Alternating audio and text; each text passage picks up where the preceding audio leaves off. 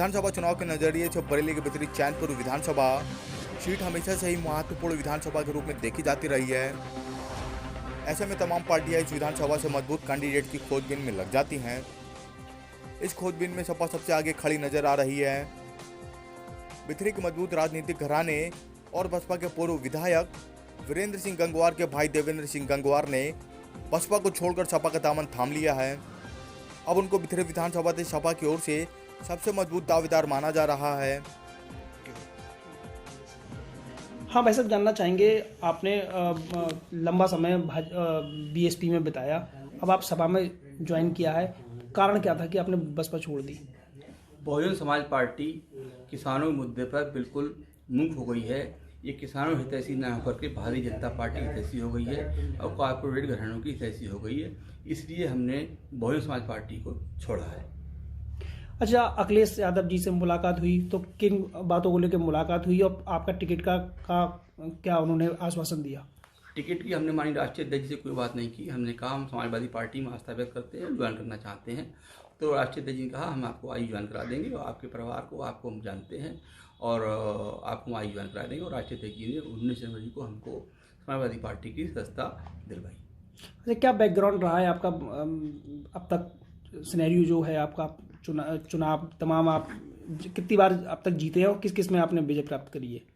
हम अब तक जितने चुनाव रहे सभी चुनाव हम जीते हैं। अब तक हम 9 चुनाव जीत चुके हैं। 4 बार 6 सदस्य बने हैं, बैंक के डायरेक्टर बने हैं जिला सहकारी बैंक के, और सबसे पहले हम सदस्य जिला पंचायत बने हैं, 2 बार ब्लॉक में बने हैं, 1 बार प्रभारी ब्लॉक में भी रहे हैं।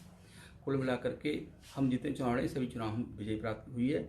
और बड़े भाई हमारे 10 साल विधायक रहे हैं, हमारी भाभी 10 साल प्रमुख रही हैं और 5 साल अध्यक्ष जिला पंचायत रही हैं। हमने लगातार पिछले 21 वर्षों से जनता की सेवा कर रहे हैं और लोगों के सुख और दुख में जा रहे हैं और उनकी समस्याओं का समाधान किया है, हर तरह की समस्या का समाधान किया है। अखिलेश जी ने क्या, जो आप पहली बार उनसे मिले, आपने क्या कहा उनसे और उनने आपसे क्या कहा? राष्ट्रीय अध्यक्ष जी बहुत ही अच्छे व्यक्ति हैं, बहुत ही टैलेंटेड व्यक्ति हैं और विकास के बारे में सोचते हैं, विकास की बात करते हैं। उन्होंने बहुत विकास किया है पूरे उत्तर प्रदेश में और हमें बहुत ही अच्छे और नेक दिल इंसान लगे और इसीलिए हमने जो है राष्ट्रीय अध्यक्ष जी के समक्ष समाजवादी पार्टी की। आगामी चुनाव पर किस तरह से देखते हैं आप? आगामी चुनाव में निश्चित रूप से समाजवादी पार्टी सरकार बनेगी और भारतीय जनता पार्टी न रोजगार दे पाई, न किसानों को सम्मान दे पाई, न किसानों का आमदनी दुगनी कर पाई है, न किसी को 15 लाख रुपए दे पाई है और 2 करोड़ नौकरी प्रतिवर्ष देने का वादा किया। नौकरी देना तो लग रहा और नौकरी चली गई इनके कार्यकाल में। गैस के दाम लगातार बढ़ रहे हैं, इस पर कुछ कहना चाहेंगे? गैस और पेट्रोलियम के दाम लगातार इसलिए बढ़ रहे हैं कि भारतीय जनता पार्टी की नाकामी है।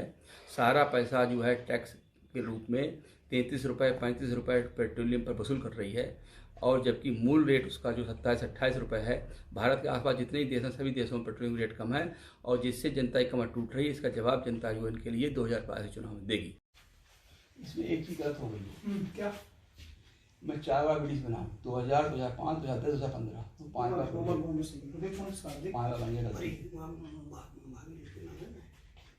हेलो, हाँ नमस्ते। बैठ जाइए खाली।